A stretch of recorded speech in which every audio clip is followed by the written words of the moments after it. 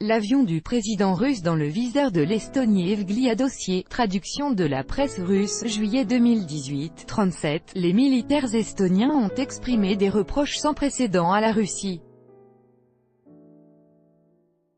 Des avions russes sont régulièrement accusés de violer l'espace aérien de l'Estonie, mais c'est la première fois que l'avion personnel du chef de l'État russe est visé. L'avion de Vladimir Poutine a-t-il réellement porté atteinte au territoire de ce pays balte? Le journal estonien Postimees affirme que ce lundi matin, près de l'île Vinloo, l'espace aérien de l'Estonie a été enfreint par des avions russes en A319 et Il-96 à environ 1 heure d'intervalle, sachant que le second appareil transportait Vladimir Poutine, écrit mercredi le site d'information VZ Gliad. Les deux avions appartiennent au parc public russe. J'ignore qui était à bord, mais je peux dire que ce sont les autorités russes qui volent à bord de tel appareil, a indiqué au quotidien le porte-parole de l'état-major estonien Arvo Josalu. Les avions sont restés dans l'espace aérien estonien moins d'1 minute, affirme l'Estonie. Leur transpondeur était allumé, mais les plans de vol n'ont pas été indiqués. Les avions n'avaient pas de liaison radio avec le service estonien de navigation aérienne. Selon le journal, les photos de l'arrivée de Poutine à Helsinki montrent qu'il a voyagé à bord d'un Il-76 portant le numéro RA96022. L'analyse des radars en ligne révèle que c'est justement cet appareil qui a violé l'espace aérien de l'Estonie, affirment les journalistes estoniens. Il est possible que les avions russes frôlent la frontière aérienne estonienne accidentellement, à cause d'un demi-tour inachevé, par exemple.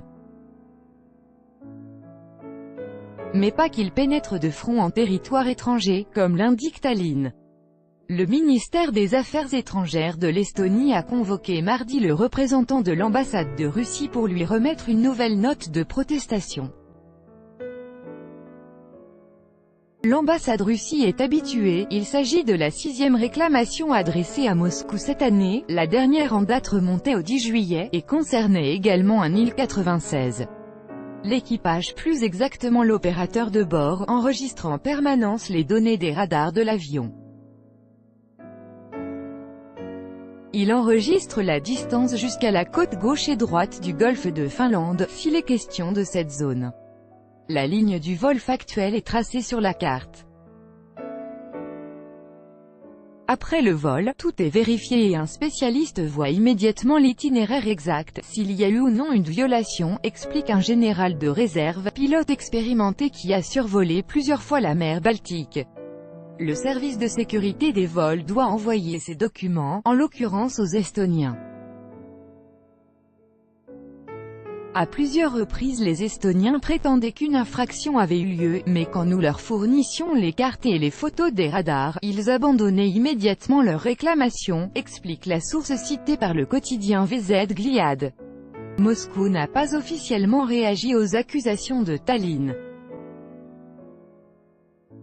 Le soir même, ce sont des responsables estoniens, civils cette fois, qui ont eux-mêmes démenti la critique anti-russe de l'état-major estonien. Le représentant du service de contrôle aérien Ullur Sallumäe a reconnu que l'avion de Vladimir Poutine n'avait pas franchi la frontière aérienne de l'Estonie. Les opinions exprimées dans ce contenu n'engagent que la responsabilité de l'auteur de l'article repris d'un média russe et traduit dans son intégralité en français.